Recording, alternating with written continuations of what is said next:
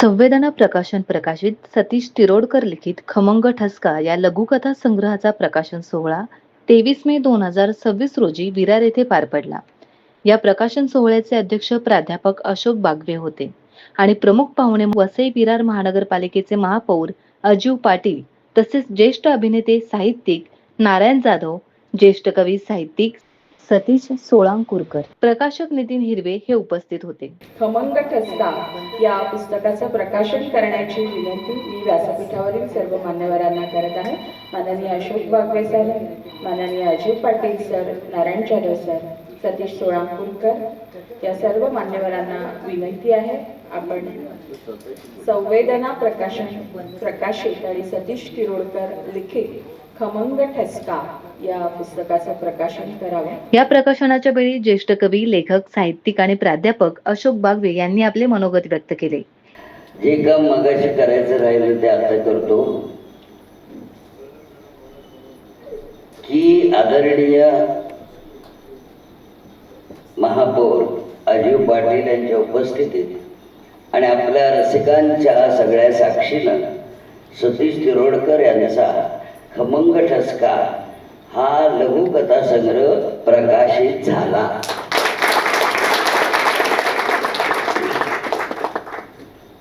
खरं म्हणजे आज व्यासपीठावर इतकी छान मंडळी आहेत सगळी की पहिल्यांदा ज्यावेळी महापौर झाले अजीव पाटील त्यावेळी त्यांना फोन केला, पण त्यांचा इतका बिझी होता तर मी आप्पांना फोन केला आणि आप्पांना म्हटलं की तुम्ही आता सगळ्या महापौरांमध्ये सर्व्हिसेस सुंदर निवड जर कोणाची केली असेल तर अजीव पाटील. कारण ज्या माणसाला साहित्याचा ध्यास आहे, स्वतः ते लिहितात, ते कधी दाखवत नाही. पुढचं पुस्तक नितीन यांचं तुला देतो मी अजीव पाटलांना. आणि इतका सज्जन महापौर, काही जण महापौर असतात पण हे महापौर आहेत आणि असे आणि सतत साहित्याच्या आमच्या कार्यक्रमाला हजर असतात. गेल्या वेळी यांचं ज्यावेळी पहिल्यांदा पुस्तक प्रकाशित झालं त्यावेळी मागे बसलेले होते आणि कुठल्याही कार्यक्रमाला मध्ये उठून न जाणार. हा जो मंत्र्यांचा, बरेचसे मंत्री आणि नगरसेवक वगैरे आले की काहीतरी बडबडतात आणि फुलं घेऊन जातात फुकटची, पण अजीव पाटील सारखे किंवा आमच्या आप्पांसारखे जे आहेत ते शेवटपर्यंत बसलेले असतात. आणि हा खमंग ठसका जो आहे तो मला फार ते इतके मिश्किल आहे की कसं नाव ठेवलं असेल. इकडे खमंग आहे आणि इकडे ठसका आहे, वहिनी खमंग आहे आणि हे ठसका इकडे. एवढं सुंदर नाव जर ठेवलं असेल तर ते सतीश तिरोडकर. मिश्किल माणसं जी असतात ना, मला पूर्वी वाटायचं ज्यांची मिशी किलकिली असते त्यांना मिश्किल म्हणतात, पण हे फार शब्दाने फार मिश्किल आहे. नितीन हिरवे हा राहतो चिंचवडला. आधी तो मुंबईत होता, गिरणगावामध्ये होता, पण तो कसा तयार झाला हे आम्हाला नजरेसमोर आहे. म्हणजे आम्ही ज्यावेळी कवितांच्या गावात नावाचे कार्यक्रम करायचो, मी, अशोक नायगावकर, अरुण म्हात्रे, किशोर, त्यावेळी ही सगळी मुलं खाली बसलेली असायची. म्हणजे सतीश होता, त्याच्यात किरण यादे होता, नितीन होता, संदेश ढगे होता. खुर्च्या लावेपासून खुर्च्या उचलेपर्यंत शेवटी ते समोर बसलेले असायचे. आणि आज तो प्रकाशक म्हणून एवढा नावाजलेला आहे की 8 दुने 16 नव्हे 816 असं प्रकाशनाचं. आणि हिरवे नाव आहे त्यामुळे सदा हिरवे. माझी बरीचशी पुस्तकं त्यांनी प्रकाशित केली, ती प्रकाशित करताना हिरवी होती, आता ती विकली गेल्यामुळे पिवळी झाली. पण हिरवे नावाचा जो प्रकाशक आहे आणि इतका काय म्हणतात त्याला सबंजसपणा. काही काही प्रकाशक असे असतात की पुस्तकं प्रकाशित झाली बघत पण नाही, बघत नाही अजिबात. हा, नावातच संवेदना आहे. आणि मी कालच म्हणालो होतो की वेदना, संवेदना, भावना आणि कल्पना हे 4 वेद आहेत कवितेचे. तर असे हा नितीन आमचा. त्यानंतर जिचा वाढदिवस आहे आज. आम्हाला येताना सांगितलं नाही. घरात गेल्यानंतर आम्हाला खायला प्यायला छान दिलं तिने, मला कॉफी वगैरे दिली आणि तिला शुभेच्छा तुमच्या सगळ्याकडून मिळाव्या म्हणून घरात सांगितलं नाही माझा वाढदिवस होता म्हणून. अशी आणि इतकी सुंदर निवेदिका आहे. विरारची जी देणगी आहे तुम्हाला सांगतो की मी इतके निवेदक पाहिले महाराष्ट्रात. मला सगळीकडे बोलवतात मला काही काम नसल्यामुळे आणि त्यामुळे ना इतके निवेदक मी पाहिले. सतीश तुला एकदा सांगतो, एक जो आहे असा गाव होता कुठला तरी छान, तो म्हणाला आज महाराष्ट्रातले सर्वात प्रसिद्ध कवी आपल्याकडे आलेले आहे. काय नाव काय तुमचं? मला विचारतात प्रसिद्ध कवी नाव काय. एक तो होता, तो म्हणाला की बागवे सरांना साहित्याची तळमळ आहे, कळकळ आहे आणि मळमळ आहे. कुठला शब्द कुठे वापरावा याचं भान निवेदकाला नाही, हल्ली लेखकांना पण राहिलेलं नाही. आणखी एक प्रसंग सांगतो निवेदनाचा, म्हणजे तुम्हाला बरं वाटेल. कारण खमंग ठसका हे जे लघुकथा संग्रह आहे तो असा मिश्किल आहे जरा. खरी घडलेली गोष्ट आहे ही, माझ्या बाबतीत घडलेली खरी गोष्ट आहे. एक कॉलेज होतं, कॉलेजमध्ये मला प्रमुख पाहुणा म्हणून बोलवलं आणि तिकडे MA PhD झालेल्या प्राध्यापिका निवेदिका होत्या आणि मला असं समोर बसवलं होतं. मुलांनी ओळखावं म्हणून प्रमुख पाहुण्याला प्रिन्सिपलच्या बाजूला बसवतात. म्हणजे आहे बाबा हा आलाय माणूस. कारण मुलांना काहीच माहिती नसतं कॉलेजमधलं कोण प्रमुख पाहुणा आणि कोण काय. त्यांना पुढच्या अल्पोपहाराची जास्त आवड असते. तर त्या बाई म्हणाल्या आता आदरणीय आम्ही अशोक बागवे सरांना मंचकावर बोलवते. मी असा केला तर मी म्हटलं, त्यांना वाटलं मी बहिरा आहे की काय. आणखी जोराने म्हणाल्या आदरणीय अशोक बागवे यांना मी मंचकावर बोलवते. प्रिन्सिपल म्हणतात हो तुम्हाला बोलवताय जा. म्हटलं कुठे बोलवताय. मी गेलो वर, म्हटलं याला मंच म्हणतात, ह्याला व्यासपीठ म्हणतात, त्याला विचारपीठ म्हणतात. मंचक म्हणजे पलंग. एवढ्या मुलांसमोर प्रमुख पाहुण्याला म्हटलं येणार नाही इथून पुढे. असं ते गंमत ही असते हो. निवेदकाला काय बोलावं हे कळलं पाहिजे ना. कारण निवेदक जो स्वर लावतो ना तसा तो कार्यक्रम पुढे जातो. आणि आज ते सगळं क्रेडिट अश्विनीला आहे. काल पण एका कार्यक्रमाला गेलो होतो, याचा कार्यक्रम होता मी महाकवी दुःखाचा. तिथे पण एक निवेदिका होत्या. त्या म्हणाले सुस्वागतम सुस्वागतम सुस्वागतम. मी म्हटलं आता काय करू यांचं. स्वागत सु अधिक आगत याला स्वागत म्हणतात.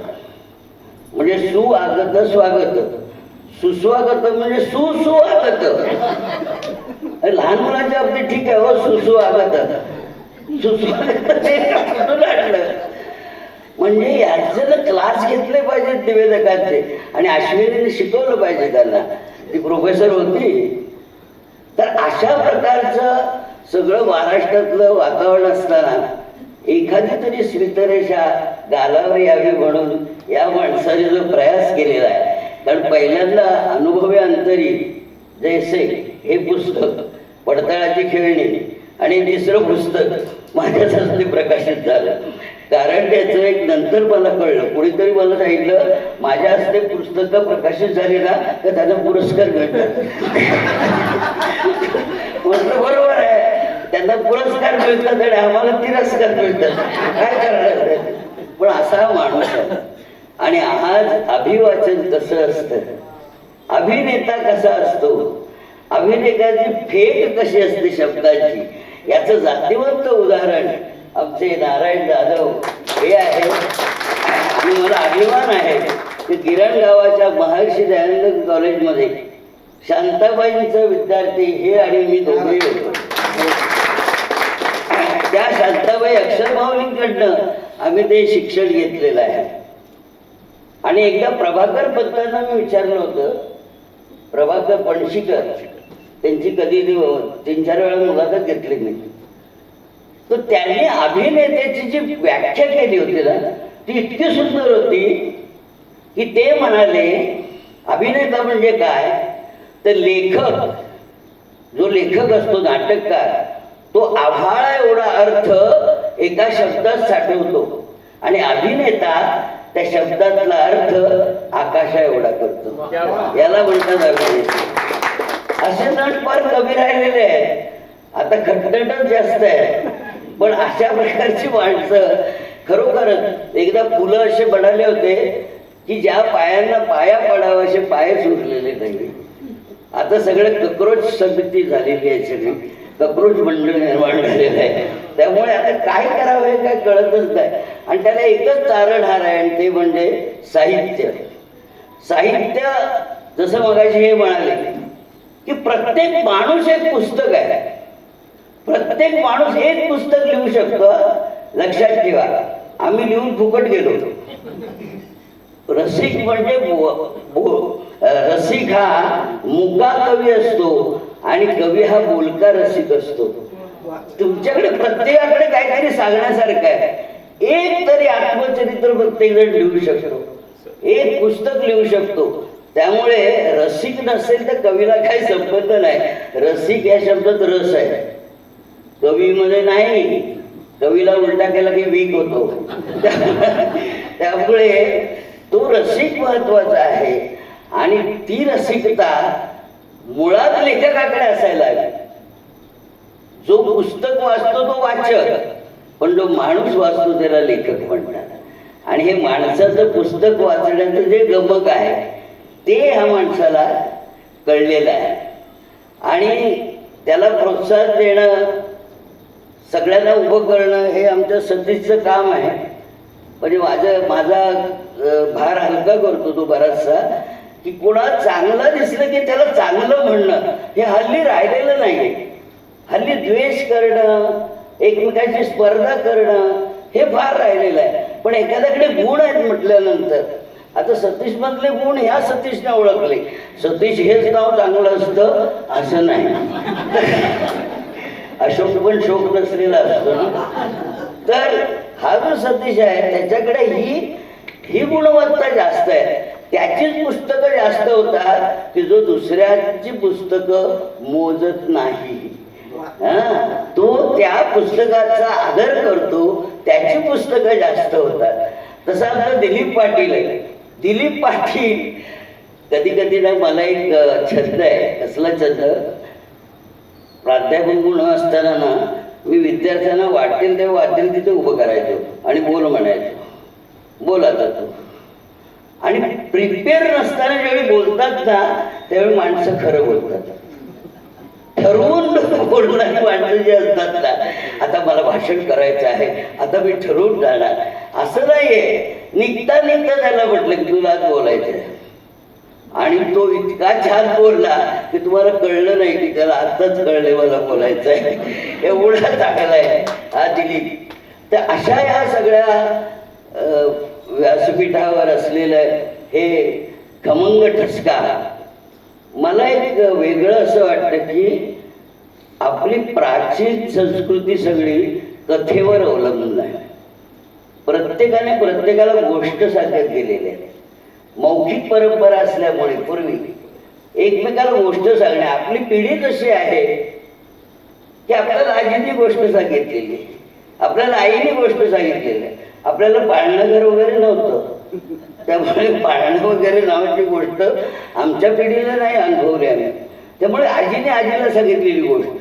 भगवद्गीता ही सुद्धा कृष्णाने अर्जुनाला सांगितलेली गोष्ट आहे, हे तुमच्या लक्षात येईल. काय गोष्ट आहे? एकदम साधं आहे. पार्थाचा अर्जुन करणं म्हणजे भगवद्गीता. आता पुन्हा शब्दाकडे लक्ष द्या. पार्थ म्हणजे पार्थिव, जो ठोकळा आहे, ज्याला काही कळत नाही, जो उत्साह हरवून बसलेला आहे त्याला पार्थ म्हणतात. पार्थिव ज्याला आपण म्हणतो ते. त्याचा अर्जुन करणं म्हणजे ऊर्जितावस्थेमध्ये नेणं, उद्दिष्ट हे परंतपा करणं. त्यामुळे भगवद्गीता ही पार्थापासून अर्जुनाकडे नेणारी गोष्ट आहे. ह्या गोष्टी आहेत. मच्छिंद्रनाथ गोरक्षनाथाने उठो म्हणजे मच्छिंद्र गोरख आहे. हे गोरक्षनाथ मच्छिंद्रनाथांचा शिष्य, पण गोरक्ष गीता लिहून त्याने गुरुला गोष्ट सांगितली की असं वागायला पाहिजे. ज्यावेळी शिष्य गुरुला सांगतील नीट वागला, त्या दिवशी संस्कृती अतिशय उच्च स्तराला गेलेली आहे. आपल्याकडे उलट आहे, गुरु सांगेल ते खरं. मग कबीर असं म्हणाला, गुरु करे सो मत कर, गुरु कहे सो कर. हे महत्वाचं आहे. आणि ह्यामध्ये पण गोष्ट लपलेली आहे. गोष्ट कुठे नाहीये. आपण साधं एकमेकाशी बोलतो ते गोष्टच असते की. आपण एकमेकाला एखादी गोष्ट सांगतो ती गोष्टच असते. आणि ह्याच्यामध्ये ह्याचे सगळ्या कथेचे गुण ह्याने सांगितलं, सतीशने सांगितले, ह्याने सांगितले, ह्याने सांगितले. मला वेगळाच मुद्दा सापडला. जो वेगळ्या दृष्टीने बघतो ना त्याला वेगळंच दिसतं काहीतरी. म्हणजे मला नेहमी असं वाटतं की पांढरा अंधार असं जर कोणी म्हटलं तर आपण लगेच म्हणून वेडाय गेले. पांढरा अंधार काय, आम्हाला शाळेत शिकवलंय अंधार काळा असतो. तुम्हाला गंमत सांगतोय, एका मुलाने ना चित्र काढलं, चित्र संपूर्ण झाड लाल रंगात काढलं. तर त्याचे गुरुजी त्याने शाबासकी दिली, म्हणाले हिरवं असतं हे सगळ्या जगाला माहिती आहे, पण याला जर त्याचा अंतरंग लाल दिसत असेल तर हा मोठा चित्रकार आहे. हे तुमच्या असं लक्षात आहे. त्यामुळे कबीरदास की उलटी वाली, बरसे कंबल भीगे पानी, चलती को गाड़ी कहे, बने दूध को खोया, रंगी को नारंगी कहे, देख कबीरा रोया. जी चालते त्याला गाडी म्हणजे गाडलेली म्हणतात. कबीराचा दोहा आहे, बने दूध को खोया. बासुंदी करायची झाली त्याला आठवलेलं दूध असतं, त्याला हिंदी नाव आहे खोया. रंगी को नारंगी कहे, देख कबीरा रोया. हे ज्यावेळी उलट ऊर्ध्व मूल अधश्यक असं ज्यावेळी लेखक बघतो त्यावेळी त्याची कथा, त्याचं साहित्य, त्याचे जे लिखाण असतं ते वेगळं असतं. वेगळं लिहिणं हे ग्रुपमध्ये होत नाही. जो ग्रुप ज्याच्यात असतो तो चांगला सुखरूप असतो. असं म्हणायला ग्रुपमुळे काय होतं, सगळे एकाच साचेचे गणपती. या विषयावर लिहा, त्या विषयावर, कविता विषयावर नसते, आशयावर असते. 1000 वेळा मी सांगितलं तरी पण ग्रुपमध्ये आता होळी येते, जरा होळीबद्दल लिहा, आता दिवाळी येते, तुमचं दिवाळी काढा वगैरे अशा प्रकारचं सगळं चाललेलं असतं. विषय नावाची गोष्ट नाही. जे दिसतं त्याच्या अंतरंगात काय लपलेलं आहे हे या माणसाला कळलं त्या गोष्टीतून. त्यामुळे गोष्ट किती छोटी आणि मोठी हे महत्वाचं नाहीये.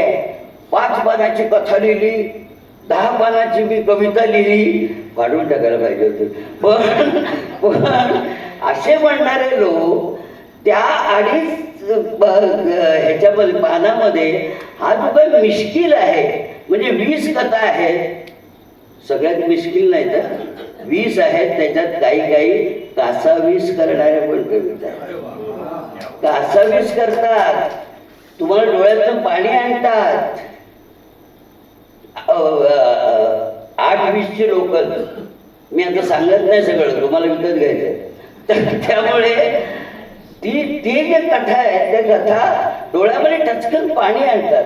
मिश्किल आहेत, पण मला आणखी एक त्यातलं समजलं, ते अद्भुत आहे. अद्भुत याचा अर्थ भूतकाळात न घडलेल्या. अद्भुत म्हणजे अपूर्व, पूर्वी झालेलं नाही, त्याला अद्भुत म्हणतात. शाळेत अद्भुत हा शब्द शिकवतात पण त्याचा अर्थच सांगत नाही. त्यांना वाटतं अद्भुत म्हणजे काहीतरी जादू बिदू. जादू नाही, अद्भुत याचा अर्थ जे मला माझ्या नजरेला दिसलं नाही ते ह्याच्या नजरेला दिसलं. याच्यावर पण एक ज्ञानेश्वरांचं गोवी आहे, 11वा अध्यायामध्ये ज्ञानेश्वरीच्या 11वा अध्याय हा विश्वरूप दर्शनाचा आहे. या विश्वरूप दर्शनामध्ये दुसरी ओवी आहे, शांताचे या घरा अद्भुत आलासे पाहुणेरा आणि एराई रसा पांतिकारा झाला मान. सांगतो काय आहे. ज्ञानेश्वरी हे शांतरसाचं घर आहे. 11वा अध्यायात विश्वरूप दर्शन असल्यामुळे अद्भुत रस आलेला आहे. तर शांताचे या घरा अद्भुत आलासे पाहुणेरा आणि एराई रसा म्हणजे आजूबाजूच्या सगळ्या रसांना पंक्तीचा लाभ झालेला आहे. आता मला असं जाणवतं की लेखकाचं मन इतकं शांत निरामय असं असतं. तो असा काय म्हणतात त्याला सात्विक डोळ्याने सगळ्या लोकांना वाचत असतो. त्यावेळी एक चमकते वीज त्याच्या हृदयामध्ये, एक वेगळं काहीतरी जाणवतं आणि तो अद्भुत असतं. ते अद्भुत असतं. शांताचे या घरा अद्भुत आलासे पाहुणेरा आणि एराई रसा पांतिकारा झाला मान. त्यातली तिसरी ओवी अशी आहे की वधूवराचे हे मेळणी वराडिया होय लुगडी लेणी तैशी देशीची या सुखासनी मिरवली रस. वधू आणि वराचं मिलन आहे. म्हणजे शांतरस आणि अद्भुत रस यांचं लग्न लागलंय. आणि वराडिया होय लुगडी लेणी, बाकीचे रस हे वराड्यासारखे आहे. आणि देशीची आहे, देशीची याचा अर्थ देशी बार नव्हे, देशी भाषा. देशीची या सुखासनी मिरवले रस म्हणजे मराठीच्या या समृद्ध सिंहासनावर सगळे रस मिरवलेले आहेत असं आहे. आणि 6वी ओवी अशी आहे की मिनले गंगा यमुनेचे ओघ तैसे या रसांचे झाले प्रयाग. काय सुंदर आहे. मिनले गंगा, मिनले हो, मिसळले नाही, एकमेकात गेले. मिनले मिश्रण नाही, ते संयोग आहे. ही शांत आणि अद्भुत रस. मिनले गंगा यमुनेचे ओघ. गंगा कुठली आणि यमुना कुठली ही प्रयोगाला कळत नाही. इकडून गंगा आले, तिकडून यमुना आले. तो काही चित्रकार असं लाल ही यमुना आहे, हिरवी ही गंगा आहे असं नाही आहे ते. मिनले गंगा यमुनेचे ओघ तैसे या रसांचे झाले प्रयाग म्हणून सुस्नात होतं जग अवघे येथ. जगाला शहाणपणा, स्वच्छता आणि माणुसकी शिकवण्याचा धर्म केवळ लेखकाचा आणि लेखकाचा आहे. हे प्रयाग क्षेत्र असतं. त्यावेळी ती गोष्ट लिहित होतो ते शांत आणि अद्भुत रस एकत्र येतात आणि तो अद्भुत रस जो असतो तो आपल्याला चकित करतो. याच्या प्रत्येक कथेचा शेवट मला चकित करणारा होता. तो असा खमंग ठसका होता, मिश्किल होता. अरे वा, हे काय आहे असं लावणाऱ्या त्या कथा होत्या. आता हे जे 11व्या अध्यायाचं मी तुम्हाला सांगितलं त्यातली घडलेली घटना सांगतो. म्हणजे आमच्या शांताबाई किती मिश्किल होत्या तुम्हाला कळेल. शांताबाई ज्ञानेश्वरी शिकवत होत्या. मी समोर बसलो होतो, BA चा विद्यार्थी. 9वा अध्याय शिकवायला होता, पण 9वा अध्याय नुसतं शिकवणं म्हणजे ग्रुप फोटोमधून एखाद्याला बाहेर काढण्यासारखं आहे. म्हणून सगळी ज्ञानेश्वरी शिकवली आम्हाला. त्या 11व्या अध्यायातल्या ओवाच्या वेळी आल्या त्यावेळी मला नेहमी प्रश्न पडायचे. मी प्रश्न विचारायचो. जो प्रश्न विचारतो ना वर्गात तो सगळ्यात चतुर विद्यार्थी असतो. जो गप्पा बसतात ना, मी पण होतो ना शिक्षक, प्राध्यापक होतो. मागचा मुलगा आता असा हलवत असेल ना मान तर समजायचं तो इथे नाहीये, बागेत येतोय. बाशी आम्हाला शिकवताना बरं का. मी म्हणालो वधूवराचे मेळणी वराडिया होय लुगडी रेडी म्हणजे शांतरसाकडे अद्भुत आलेलं आहे. आणि हे वर आणि वधू आहेत. तर नेमकं वर आणि वधू कोण? नवरा कोण? शांतरस की अद्भुत रस? बायको कोण? अद्भुत रस की शांतरस? काय बाई मिश्किल होत्या. बाई म्हणाला, अशोक तुझं लग्न झालंय का रे? मी म्हटलं नाही. लग्न कर, अद्भुत रस घरात येईल.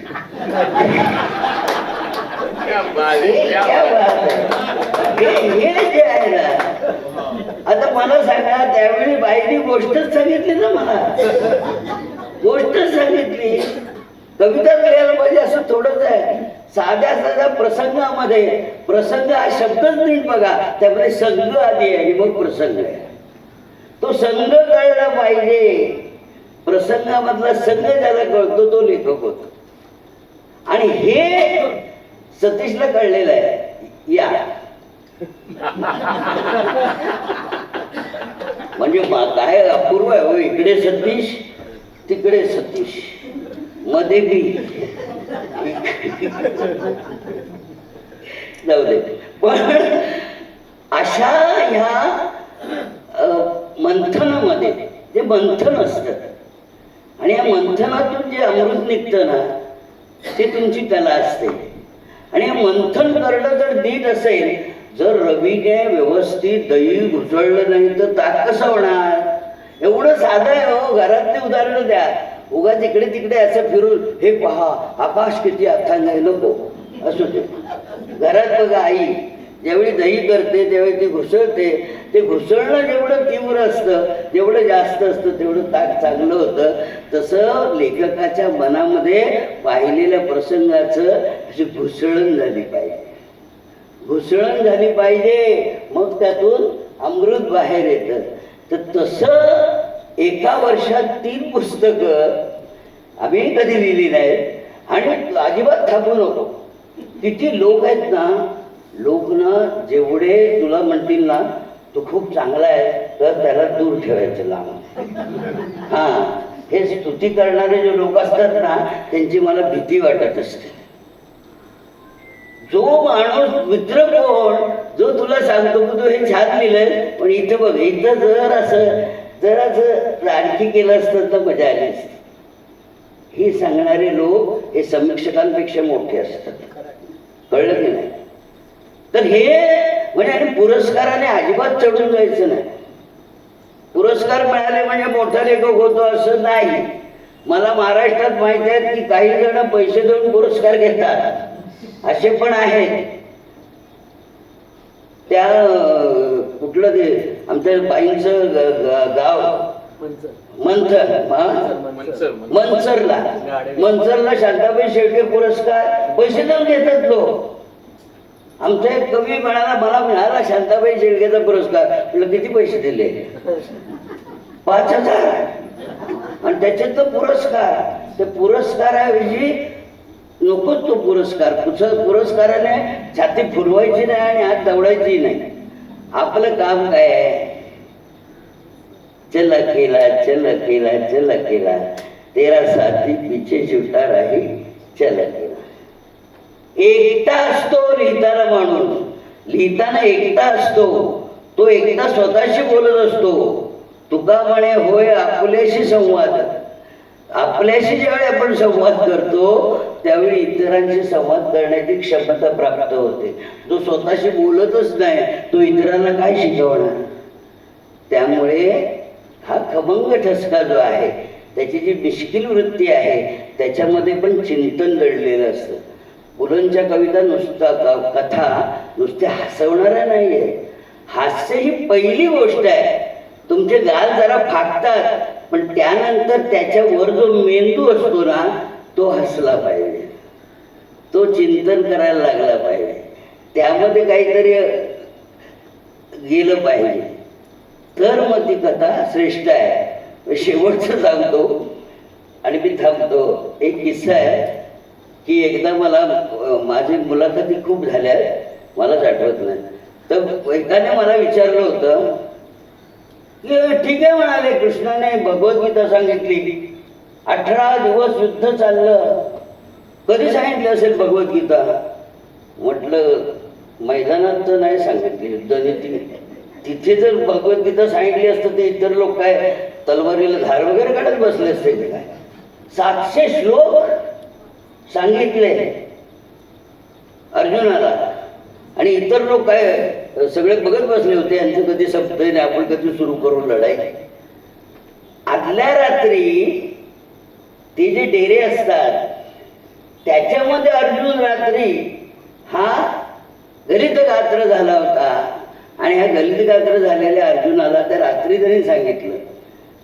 मला मुलाखत करणाऱ्या माणसाने पुढचा प्रश्न विचारला, आजच्या जमान्यात जर कृष्ण आणि अर्जुन असतं तर काय झालं असतं? मी म्हणलं सरळ आहे, अर्जुनाला एवढा वेळ खर्च करावा लागलाच नसता किंवा कृष्णाने अर्जुनाला PDF पाठवली असती. है ना? सरळ आहे, PDF पाठवली झालं. तर असल्या ह्या तात्कालिक सुधारणेच्या जगामध्ये उगाच स्वतःला बिघडवून ठेवू नये. पुस्तकं वाचणं महत्वाचं आहे. नुसतं हे घेऊन बघत राहणं, रील्स पाहणं हे चांगलं नव्हे. त्यामुळे पुस्तक वाचणं याचा अर्थ मनाला समृद्ध करणार आहे. त्यामुळे हा खमंग ठसका आम्ही वाचला तसा तुम्ही वाचावा असं प्रतिपादन करून आम्ही थांबतो.